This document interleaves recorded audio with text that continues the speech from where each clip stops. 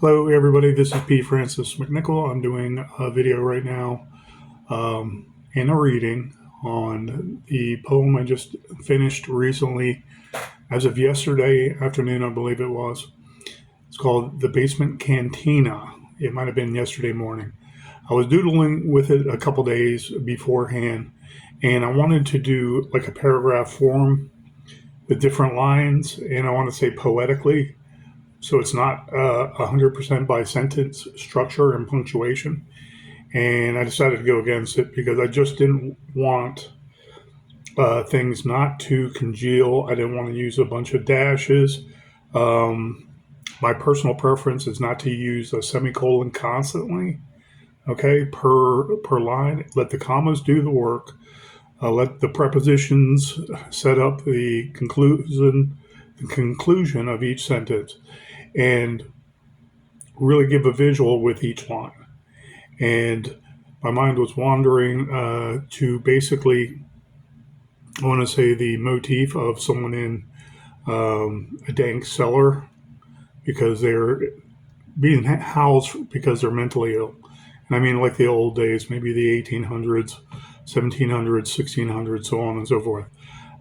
Yes, I'm reminded of the movie Quills, but I wasn't referred to that when I thought about it, because it's an ongoing motif I see often, but I wanted to try something different because after doing about 4 or 5 stanzas or paragraphs, in all actuality, there were paragraphs that were not 100% punctuated. The words were there, the spirit was there, but I didn't like the way it looked. So I broke it down in my typical fashion. And the way I'm going to post this in a Blood Red Sea is to have the quatrains separated, okay, hopefully by a design of some sort, eloquently. And it's going to keep on going down. So it is separate. It does have its rhyme scheme.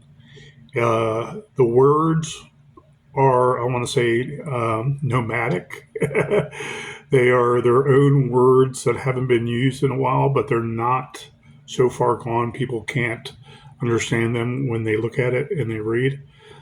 And it's somewhat of a tongue twister if you think about it, with some of those older words that are not necessarily used when talking aloud. Okay.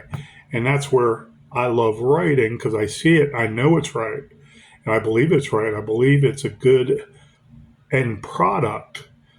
However, verbalizing it might be different with a professional reader or poetic readers that read, and they love doing that in front of people, and they might find research some really nice artistic stuff, okay, from history itself, Shakespeare, whomever, okay. We go to Shakespeare for all the poetic verses and everything. They would sit there and practice, and they would eloquently speak it, okay, even if it's a tongue twister, even if it's a limerick, and they would enjoy doing it. And they would do that perhaps in front of fellow poets and stuff, symposiums, cafeterias, I don't know, auditoriums, wherever they're going to have it with fellow poets and poetess, and really do it justice. Okay. I love writing because I want the words to do all the work for a vision I see. I want a little bit of historical context with those words. I want a little bit of simplicity at the same time. And if I'm going all out limerick, okay, you know, P. Francis McNichol, um, I can show up for the job and finish the task. Trust me, because I love limericks and I love inter-sentence rhymes and it meshing and meeting at the end of each line and then into the second line if it has to collide and make a great picture, okay, in a rhyming scheme. So I broke down the Basement Cantina, and I was thinking of basically the individuals in their cells, and they're locked away and they're hardly ever cared for except for some food and some, I want to say, somewhat painkillers. Okay. And let's face it, a lot of our past century Okay, and before that, laudanum was abused, and they would use it when you can get it yourself. You would use it, and they would abuse it for pain and whatnot. Okay, prescription, I don't know all that stuff. I can research it and find out pretty quick when the federal government came in and started controlling certain substances and whatnot. But laudanum was a big one in the 1800s. Okay, uh, 19th, they call that the 19th century. But anyway, it's the 1800s as we know it. And the 1900s was the 20th century, so I guess it was the 19th century. But anyways, I like that motif, and I decided to go something different than even my usual motif. And the inference is there, the descriptions are there, and I want basically a faceless enemy, a faceless person in the cell with the individual, because they did pair up people. Don't kid yourself and think they didn't. Okay, like a regular jail, but also the mental patients, they throw into one freaking hole and forget about them. Okay, there was all kinds of abuses from the 1700s, the 1800s. I mean, there was always abuses to the mentally ill, but it's more recorded, or it's more in the psyche of psychiatry, so to speak, to know the historical events that have occurred, in the 1600s, the 1700s, the 1800s, the 1900s, and given us our modern day psychiatry. You can go on and on and on with different stories of the tragedies that occurred, because a lot of the public just could not or did not want to deal with um, mental illness. It was like, oh, he's possessed. She's possessed. Oh, the devil's in him or her. Okay, there was a lot of that theology. I want to say assuaging thought away from actual mental illness to, I want to say, demonic possession, as for example. But anyways, it's a different motif than just the cellar where you're left there to rot. Okay, and the degradation and despair that one individual would experience from a personal view. And that's what I wanted to touch base on. That's what I wanted to hit. I believe I hit the mark, and I really enjoyed writing it per se. I did a paragraph to do one of the paragraphs I did, or one of the quatrains that are now that I trimmed up.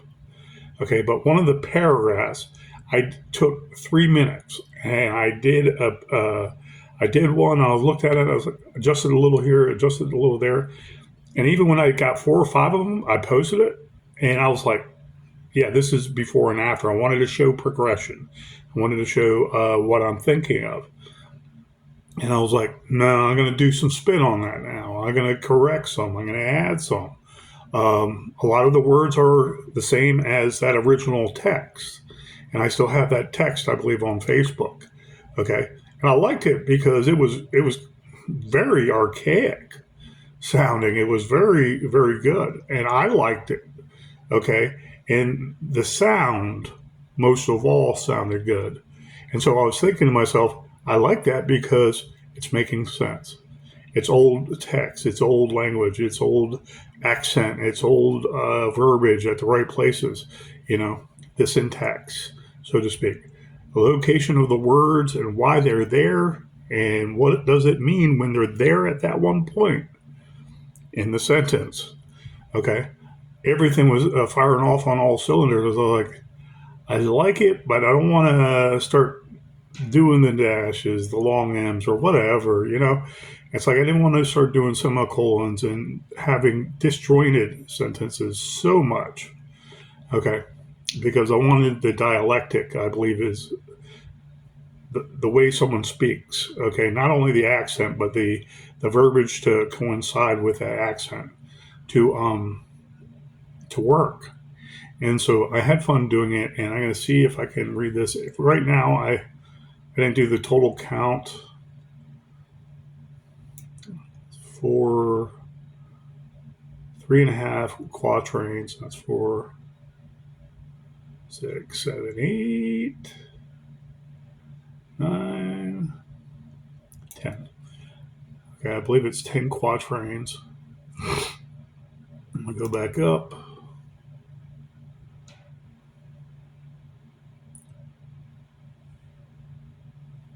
Really fun to do. When we get in that mindset, and the author, the studying author or the practicing author, you know, open up the dictionary, open up a historical dictionary where it has stuff in the back. That's my number one advice to everybody: get an older dictionary if you really want to author good work. So you have an idea of modern words, okay, along with the older words from a generation or two or three ago, okay, from just 50, 60 years ago, okay. But at the rear of that book, they have so much up to date knowledge of locations around the world, languages around the world, population centers, and the amount of people at that time were recorded, kind of like a world almanac. I want to say historical events in literature, okay?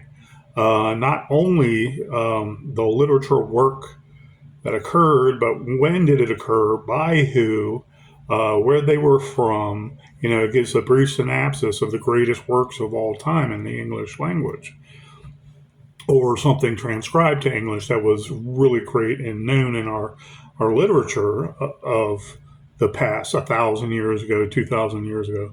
That's like, yeah, absolutely. Yeah, but you can read so much and learn different techniques with all poetry, um, all prose, letterheads, the styling and formatting, the style book. The style book is a must have for all authors. Learning when to capitalize something, you would think it's easy. Okay, but there's a time and place for everything, and a lot of words used in different contexts should be capitalized, but you think they shouldn't be. Okay, and that's usually how it works. Okay, but if you have a word and you absolutely don't want to capitalize it because you believe it's not a proper term, it's not a proper name, what have you, surname or what have you, then it's like style book describes all that. It describes a lot of parameters so you don't say something you shouldn't, and it sounds out of taste to a certain population or a certain, I want to say, demographic. So it's straight across the board, kind of antiseptic, but kind of at you, kind of straightforward. It's like newspaper articles. Oh my God. So I love like newspaper reporters, and they like write something, and I'm looking at the article and I'm like, that's not a bad written article. Then you read another one and you're like, okay, who is this person? Do they have a fake name when they're writing it so they don't get in trouble? Because the alliteration is not good. They got some good punctuation going on, which they should, but it's like word usage, tenses, and oh my God, I mean, are they trying to be too politically correct so it sounds like, a nursery rhyme? That simple and not more descriptive? I don't know. So here is The Basement Cantina by P. Francis McNichol. When gleeking moans of sorrow call through the night echo trilled, I awaken tranquil, a foreign mystique entering me still. Such black dusk is darkest within a brambled wind of chill, inviting my spirit in, no hint of beyond bleak horizon sill.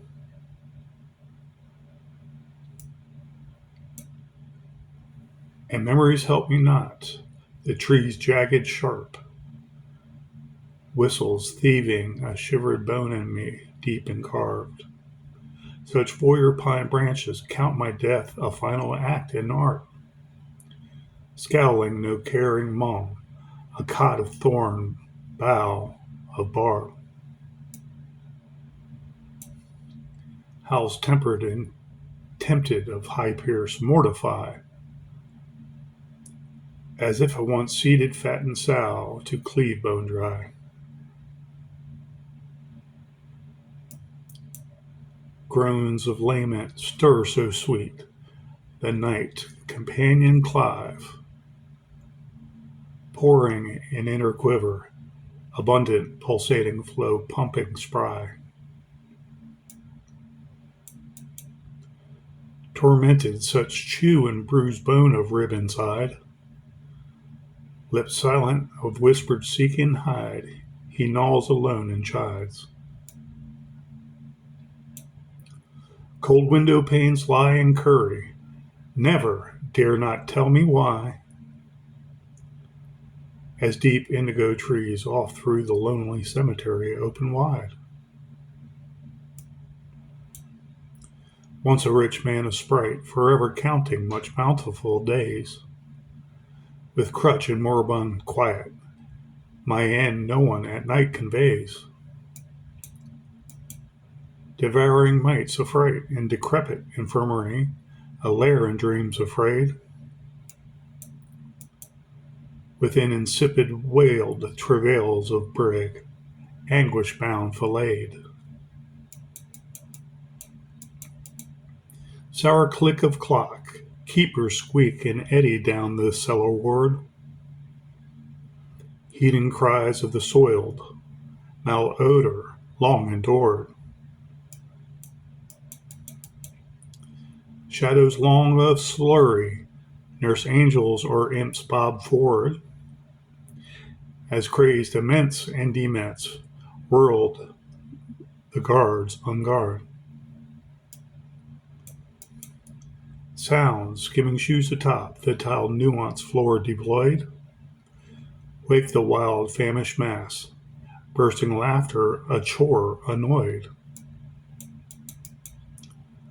Clatter chimes chaotic, dear fellow charge, gagging enjoyed. Within so stern the steely cage, scat afoot upon the glistened void. They utter greetings unto me in the morn, near a couple past a wink. In calamity and repose, my auburn sheets in scrunch and crink. Laudanum drunk with crumbled toast among the scattered stink, bearing sharp birthing pains of death close by, I think. Nibbled ears and severed tongue, I see dead red eyes afloat. Soon my coming gone, in an iron tomb, I now the mute who gloats. Death rattles me in travesty, in our bloody squashy moat. I see my end bear not flesh nor bone, a far eternal agony in tote.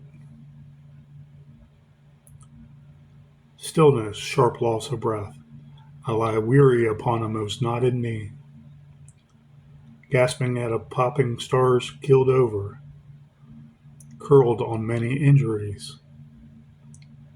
Frost in the musty night offers sparse comfort, nothing left of me. Paid homage to my quiet cannibal, up into the light I flee. The end. That was the Basement Cantina. I wanted to give a cannibal spin on things in the psychiatric ward, the asylum of old. Give it a dank kind of worrisome perspective from one individual that might have been perhaps sane at one time. Maybe his age is just getting to him. You know, alcoholism, maybe the laudanum or some pain medication.